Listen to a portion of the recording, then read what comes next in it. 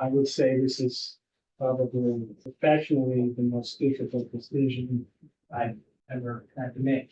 Bryan Kohberger back in court for a marathon hearing where he's fighting to move his trial for the murders of 4 University of Idaho students out of Latah County. It's every day, social media, books have been written, primetime television shows have happened in this case. It just doesn't stop. Prosecutors are fighting back on the request. I have the top moments from the hearing. Your Honor, at the end of the day, these surveys have given the court a factual basis to deny this motion to change venue, and we hope that's what the court decides to do. Thank you. Welcome to Crime Fix. I'm Angenette Levy. Bryan Kohberger wants his quadruple murder trial moved out of Latah County. He says he simply can't get a fair shake there. Kohberger's attorneys have said when they conducted a survey of people in Latah County, they found that the jury pool was tainted and biased against Kohberger, with one person saying they'd burn down the courthouse if he wasn't found guilty.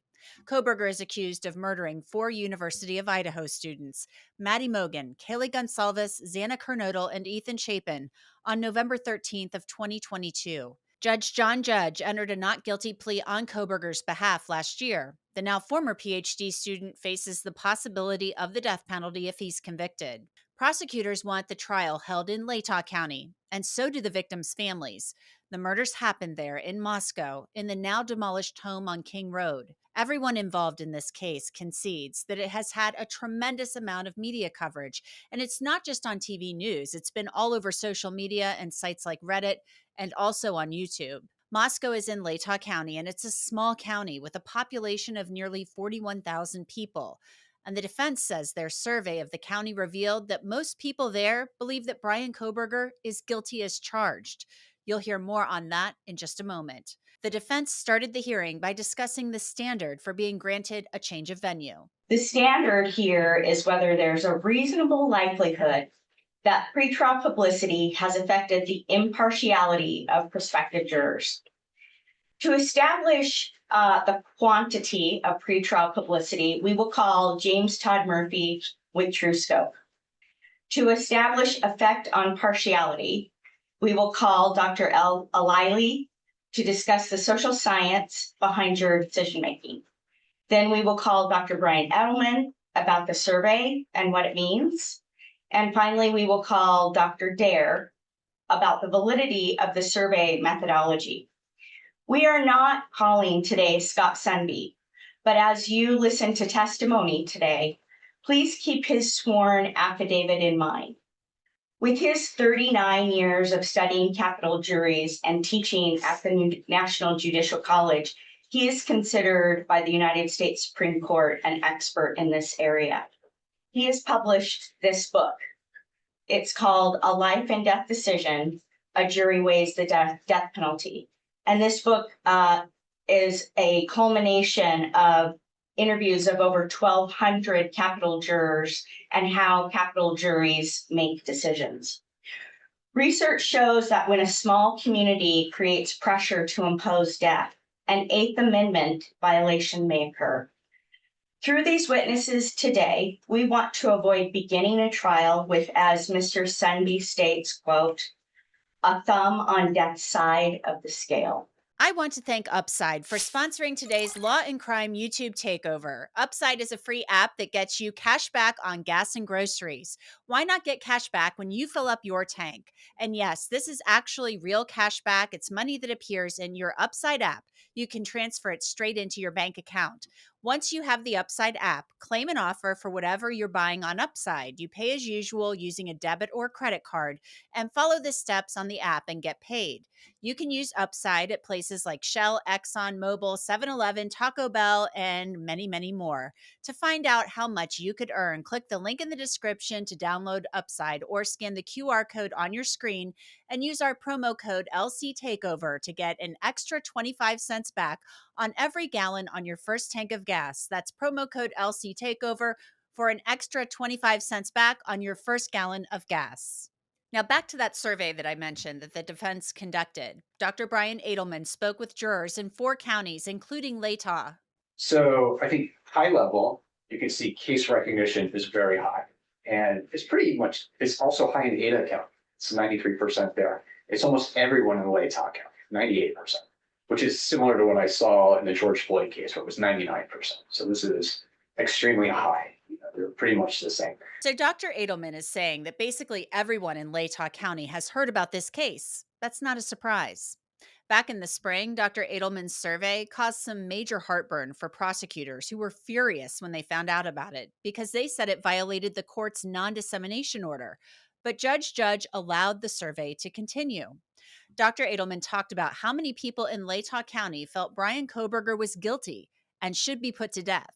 You can see people in Latah County reported that they followed the case somewhat or very closely. Almost 70% are closely following this case. And again, that means they're actively looking for information, passively consuming information, talking about it. So it's a big deal in this community. And there's a presumption of guilt. The burden has shifted. So 67% believe Bryan Kohberger is guilty of murder, and 25% reported that he's definitely guilty. So these are strong opinions. And 51% reported what I call a fixed opinion, where they reported that Kohberger would have a difficult time convincing them that he's not guilty. So the burden of proof is shifted on the defendant to prove his innocence. And that's undermines due process. That's not how our system is designed to work. And also on the question of sentence, you can see that 52% believe that he should be sentenced to death. Now, the defense has made no secret of the fact that they want the trial moved to Ada County, that's in the Boise area. The population there, according to 2022 numbers, 518,907. It's the largest county in the state. Both Daybell trials were moved to Ada County, and the trials went off without a hitch, and both were convicted. But you have a much larger jury pool in Ada County. Dr. Edelman talked about some of the things that prospective jurors in Latah County said about Bryan Kohberger. How would the community react if he's not convicted, if he's found not guilty? And there was quite a bit of strong comments and a range of themes from people would basically kill him, to they burn the courthouse down, or assume that the jury failed, or that he would have to prove that he was not guilty. Again, shifting the burden. So it's like, I can't imagine that happening because they have so much evidence against him. We would be dumbfounded. Like, how could he not be guilty given the amount of evidence? Several would be on the hunt for him to make sure he gets what's coming to him. And then just emotional stuff about it would be devastating to the community. Other people talked about the fear if he didn't do it, well, who did? Like, that means this person's still among us, who creates the same stress and fear and anxiety that people had before. So this community needs closure. So Dr. Edelman's survey revealed that emotions are still very raw in Latah County, and you can imagine that they would be. 4 college kids, Maddie, Kaylee, Xana, and Ethan, were slaughtered in that home off campus for no reason at all. They should still be here. But the issue at hand is whether Bryan Kohberger can get a fair trial in Latah County. The prosecution says yes, and the defense says no. Dr. Edelman discussed what he found when talking with residents in Latah County about things that they had read online. There's a lot of references to things that, the defendant committed a murder in Oregon, like speculation, no evidence of that. It's just something they heard, that he talked about committing the perfect murder on a paper, or that he hates women and he had trouble at the university he goes to with women, and people who worked with him had problems. He stalked her because she didn't respond to him. People were looking at Reddit comments or Reddit posts he had made and from years back, all that kind of stuff. And then references to him, having obsession with some of the victims, ritual animal killings. And these are just a couple examples. Like, you'll see that stuff everywhere, but the amount you see in Latah County is much higher. Like, if you go through comments in Ada County, you'll find some too. You can find examples, and I'm sure if you go to Bannock and Canyon, you're going to see them because the case has gotten so much attention, but not to the degree you have here. And given the size of the community, it's much more significant. Dr. Bryan Edelman summed up why he's recommending a change of venue based on his survey results. The crime has been seared in the community's consciousness. People have been saturated with prejudicial coverage. Many people here have direct and indirect connections to this crime. People here demonstrated they experienced fear and stress, panic in this community. there's significant rumors and misinformation that have been spread and people have been exposed to in this community. There's a feeling of pressure to convict, I think, given the reaction that people think the community would have if he's acquitted. That's particularly concerning. We know from the data that jurors have closely followed the case, they've talked about it, they're familiar with prejudicial details. I think that the presumption of innocence has been undermined and a presumption of guilt prevails in this community. And I think the pre-existing attitudes and opinions will influence how people process evidence. Interestingly enough, the state said it had everything it needed from Dr. Edelman and didn't cross-examine him. But Special Prosecutor Ingram Beatty made some points through questioning another defense witness. Would it surprise you to find out that 60% of Latah County residents who were surveyed reported that they did not feel higher levels of stress or anxiety during the hunt for the killer in this case? I don't know. I don't know what percentage I would have estimated. I just would have estimated it to be higher in Latah. Beatty also asked about Dr. Edelman's survey results about opinions of Bryan Kohberger. Would you be surprised to find out that in the survey, when jurors were asked, potential jurors who were responding to the survey were asked what their opinion is of Bryan Kohberger, the highest percentage of prospective jurors that were surveyed who had no opinion of Mr. Kohberger were Latah County survey respondents? Would that surprise you? That they have no opinion about whether he is guilty. I think the question is just, do you have an opinion of Mr. Kohberger? Well, it's a high profile case that had a lot of coverage and the percentages are so high that of people who have an opinion. I imagine, I don't have those in front of me, but in statistics, we call that a ceiling effect when all the percentages are high and you can't really see differences.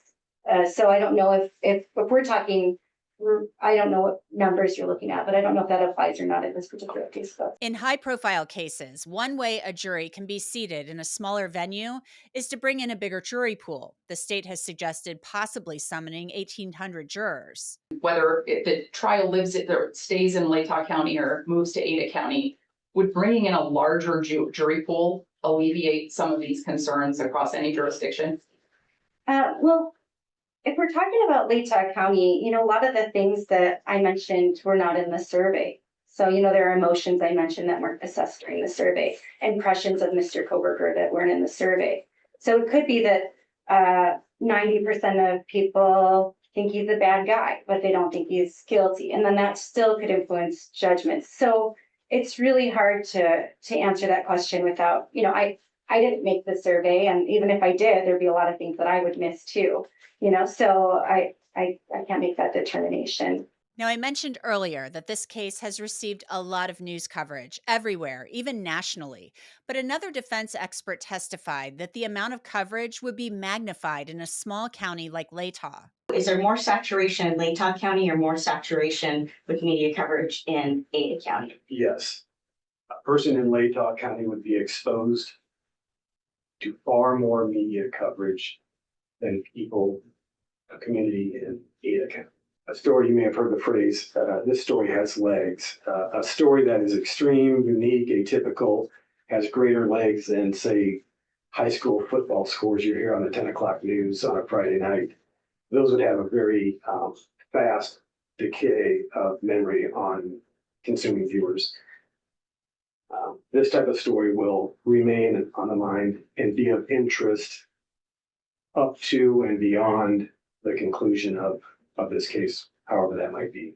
Finally, both sides made their final pitches to the judge. The court can also presume prejudice by looking at this case as it is. It's an extreme case that comes out of the Haddon case in Idaho, and you can presume prejudice in an extreme case. You have heard all day long how much coverage this case garners. It's Latah County, it's bigger, it's a state of Idaho, it's nationwide, it's outside of the nation, it's continuous, it's every day. Social media, books have been written, primetime television shows have happened in this case.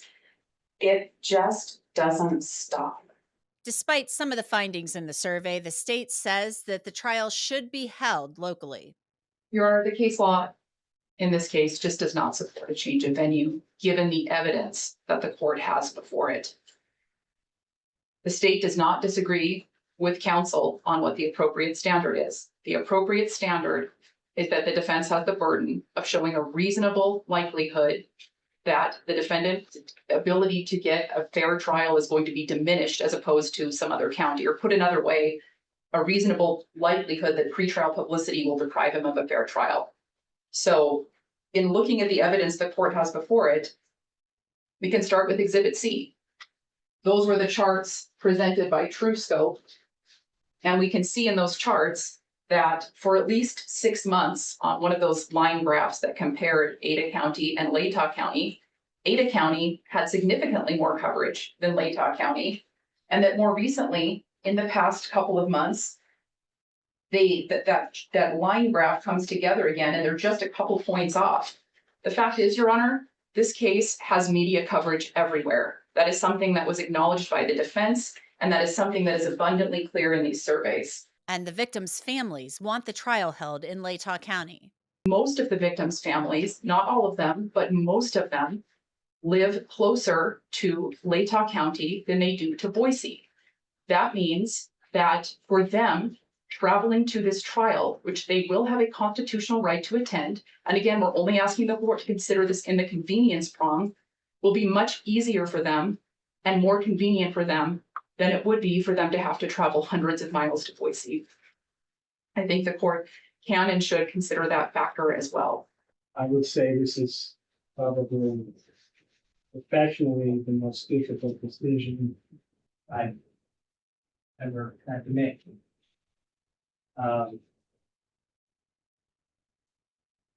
Both sides, okay, have made really solid positions and supported that. I know there are a lot of considerations. Practical, in terms of logistics and prejudicial media. So I have some work to do. I'm gonna go through everything, okay, even if I got most of everything, but that's gonna take me a little bit of time. And go through the law again, too, including the rule itself and the interpretation of that. So I'll do my best. It's a challenge. So that's probably all I should say at this point. Judge did not issue a ruling. That will come at a later date. Bryan Kohberger remains in the Latah County Jail, where he is being held without bond, and at this point, his trial is scheduled for June of 2025. That does it for this episode of Crime Fix. I'm Angenette Levy. Thanks so much for being with me. I'll see you back here next time.